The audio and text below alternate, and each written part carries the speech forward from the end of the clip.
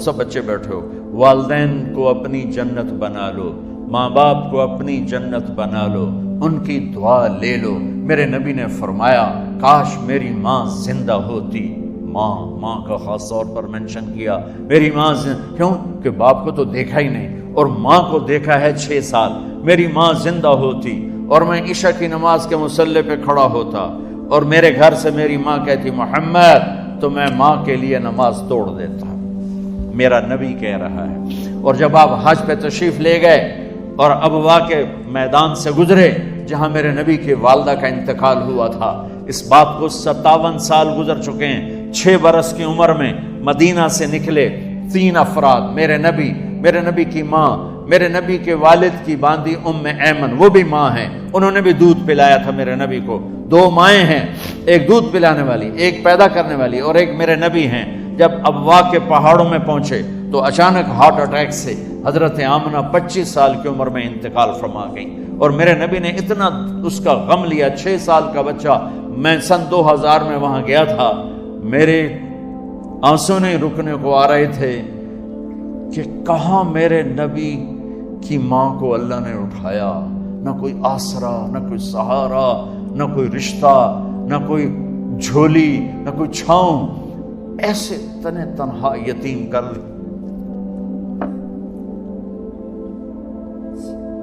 جب ان کو پتھروں میں دبا کے نیچے اترے، ام ایمن کو سے ہاتھ چھڑا کر بھاگے اور اوپر پہاڑی پہ چڑھ گئے۔ جب ام ایمن پیچھے گئیں تو ام ایمن نے کیا دیکھا کہ ابوا کے پہاڑ بھی رو رہے ہوں گے، آپ ماں کی قبر کو چمٹ کے ایسے اوپر لیٹے ہوئے تھے، قبر کو پکڑا ہوا تھا، اوپر لیٹے ہوئے تھے۔ جب ام ایمن قریب آئیں تو سنا آپ کہہ رہے تھے اماں جی آپ کو تو پتا تھا آپ کے سوا میرا کوئی نہ تھا، آپ مجھے چھوڑ کے کہاں چلی گئی، کیوں چلی گئی؟ 6 سال کا بچہ پہلی موت دیکھ رہا ہے تو ان کو سمجھ میں نہیں آ رہا کہ میری ماں کے ساتھ ہوا کیا ہے۔ ام ایمن نے اٹھانا چاہا، آپ نے اٹھنے سے انکار کر دیا۔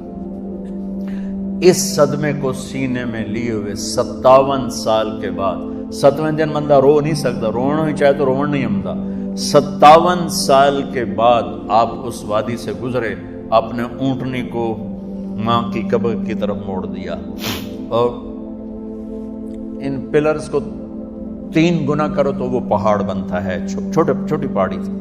اونٹنی کو نیچے بٹھایا، اوپر پہاڑ پر گئے، اور یہ مجھے دیکھو، یوں آپ نے گھٹنے کھڑے کیے ماں کی قبر کے سرانے، اور یہ ہاتھ یہاں رکھے، اور پھر سر دیا اپنے گھٹنوں میں یوں،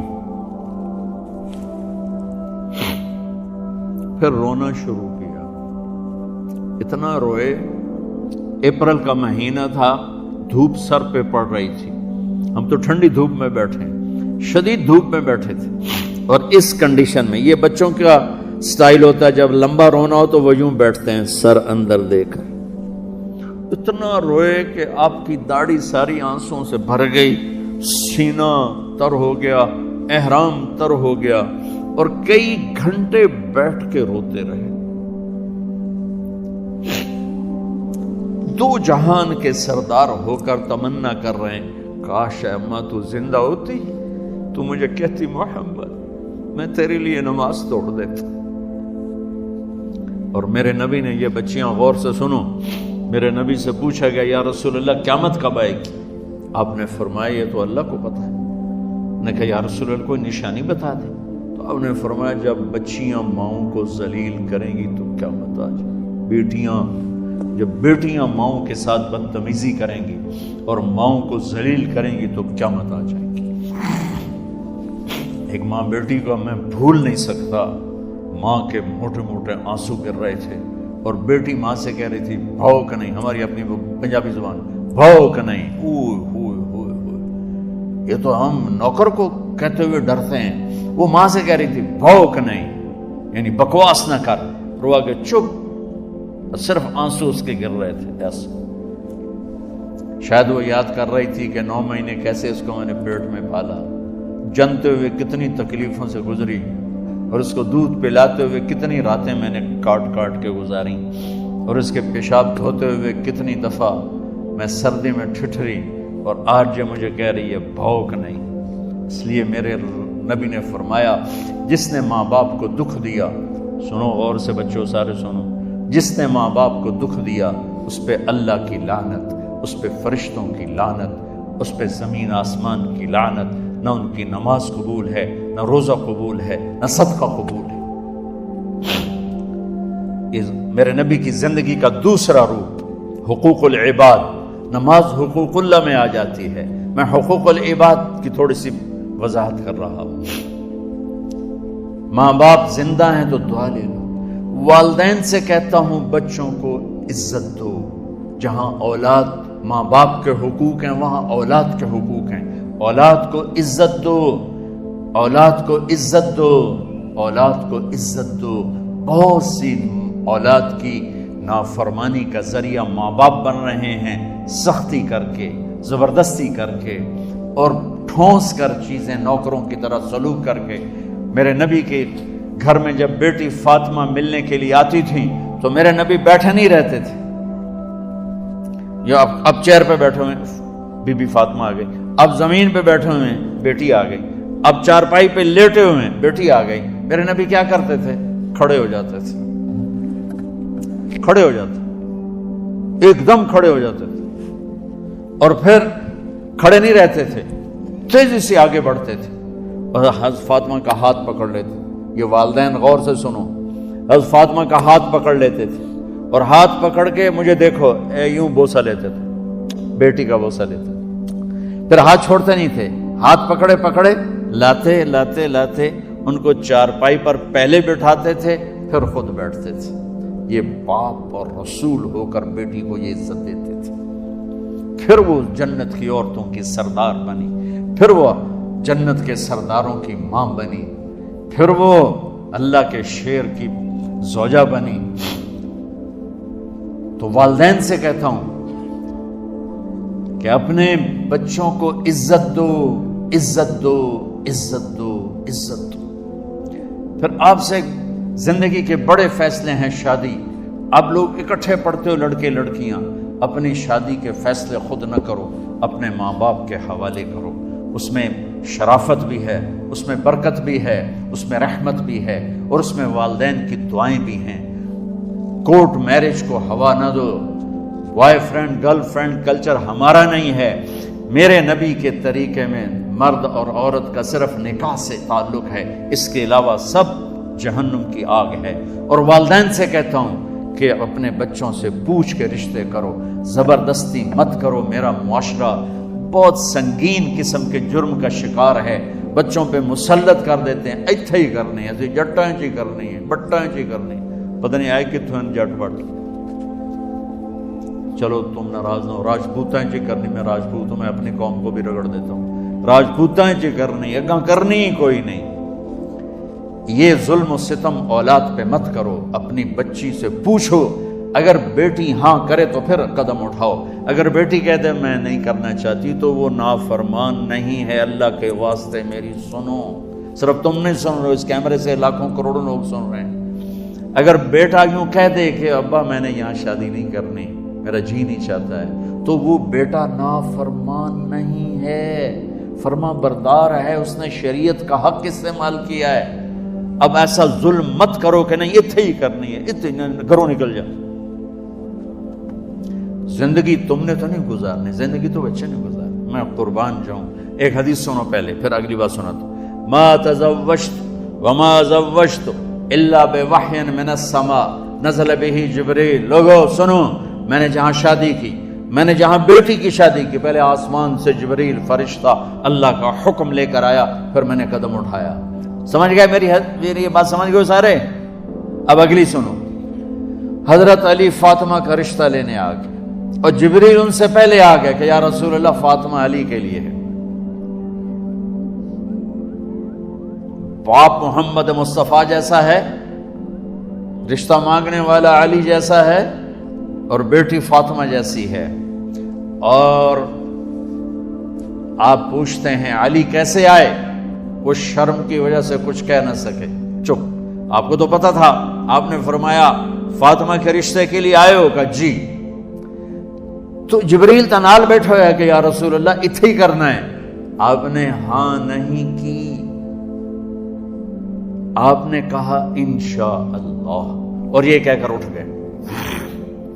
انشاءاللہ نبی کا ہاں ہی ہوتا ہے، لیکن جبریل کے آنے کے باوجود اور اللہ کے کہنے کے باوجود میرے نبی کو بھی پتا ہے کہ یہ رشتہ یہاں کاتب تقدیر نے لکھ دیا ہے، لیکن امت کو سبق سکھانے کے لیے آپ گھر تشریف لے گئے۔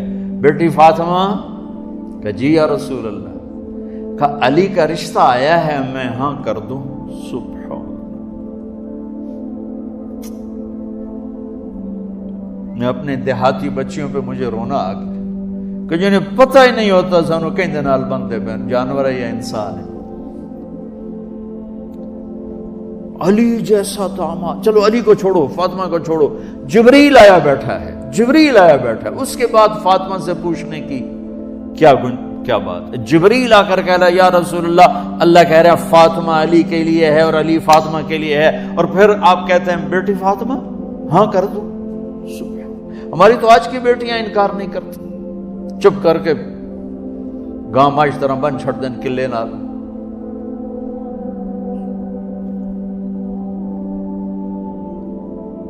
کوئی ان کے اندر کے جذبات کو سننے والا کوئی نہیں ہوتا، اپنی انانیت پر یہ فیصلے کرتے ہیں، اور میرا نبی کہہ رہا بیٹی ہاں کر دو۔ سبحان، آپ کا کیا خیال ہے فاطمہ نے انکار کرنا تھا؟ یہ تو یہ بیٹیاں نہیں انکار کرتی تو فاطمہ نے کہاں کرنا تھا؟ لیکن یہ سبق دینا تھا ان والدین کو جو نادانی میں نادانی کے فیصلے کر کے اولاد کو ہمیشہ ایک ٹھنڈی آگ میں دھکا دے دیتے ہیں۔ حضرت فاطمہ رضی اللہ تعالیٰ عنہا نے جب ہاں کی پھر آپ باہر نکلے۔ اچھا مزے کا واقعہ ہو، حضرت علی اٹھ کے باہر نکلے تو صحابہ باہر کھڑے انتظار کر رہے تھے کہ کیا ہوا۔ حضرت علی کو بھیجنے والے تھے عبد الرحمن بن عوف، پہلے ابو بکر گئے تو آپ نے انکار کر دیا، عمر گئے رشتہ مانگا، آپ نے انکار کر دیا، عبد الرحمن بن عوف نے علی سے کہا آپ جائیں، آپ کا رشتہ رد نہیں ہوگا۔ کہنے لگے میرا تو ذاتی گھر بھی کوئی نہیں، مجھے کہاں سے رشتہ ملے گا، میں تو بالکل غریب ہوں۔ کہ نہیں تم جاؤ۔ تو واپس آتے انہوں نے عبد الرحمن بن عوف پہ چڑھائی کر دی، وہ کیا ہے نا تو میں نے گلے آئی، انکار ہو گیا۔ تو صحابہ نے پوچھا کیا ہوا؟ کہا کچھ کہا ہی نہیں، چپ کر کے اٹھ گئے۔ تو عبد الرحمن بن عوف کہنے لگے کچھ بولے صحیح، کہ بس اتنا کہا انشاءاللہ کا تو مبارک ہو، نبی کا انشاءاللہ ہاں ہوتا ہے۔ کہا اچھا تو اتنا میں آپ باہر تشریف لے۔ کہا علی جی لو بلاؤ، لوگوں کو بلاؤ۔ ساری مسجد بھر گئی، آپ کی ساری مسجد فل ہو گئی۔ آپ ممبر پہ کھڑے ہوئے علی کو سامنے بٹھایا، کہا لوگو یہ جبریل میرے پاس اللہ کا پیغام لائے ہیں کہ میں فاطمہ بنت محمد کا نکاح علی بن ابی طالب کے ساتھ کر دوں۔ پھر آپ نے خطبہ پڑھا اور کہا کہ علی ہائے ہائے ہائے، میں نے فاطمہ بنت محمد کو 400 درہم مہر کے عوض تیرے نکاح میں دیا، تو نے قبول کیا؟ حضرت علی نے زور سے نعرہ لگایا میں نے قبول کیا، اور سجدے میں چلے گئے، اللہ کا شکر کا سجدہ ادا کیا۔ پھر میرے نبی نے وہیں سارے مجمع کو شہد کا شربت پلایا اور تازہ کھجوریں کھلائیں۔ پھر جب رخصتی ہوئی تو آپ نے حضرت علی سے فرمایا کہ اب آ کے لے جاؤ۔ پھر آپ نے حضرت ام سلمہ، حضرت حفصہ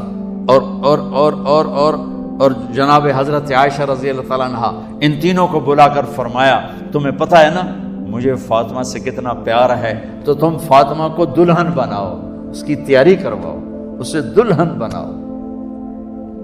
تو ان تینوں نے حضرت فاطمہ کو دلہن بنایا۔ پھر آپ نے حضرت علی کو پیغام بھجوایا، وہ تشریف لائے، اپنی اونٹنی لے کر آئے، حضرت عقیل ساتھ ہے، سلمان فارسی ساتھ ہے، اور دروازے پر اونٹنی بٹھائی، آپ علی کو اندر لے گئے اور یوں فاطمہ کا ہاتھ پکڑ کے علی کے ہاتھ میں دے کر فرمایا علی تمہیں نبی کی بیٹی مبارک۔ سبحان اللہ۔ پھر آپ نے کہا میری بیٹی فاطمہ، مجھے اپنے خاندان میں جو سب سے زیادہ محبوب تھا میں نے تیرا ہاتھ اس کے ہاتھ میں دے دیا ہے۔ والدین سے کہتا ہوں اپنے نبی کی زندگی پڑھو۔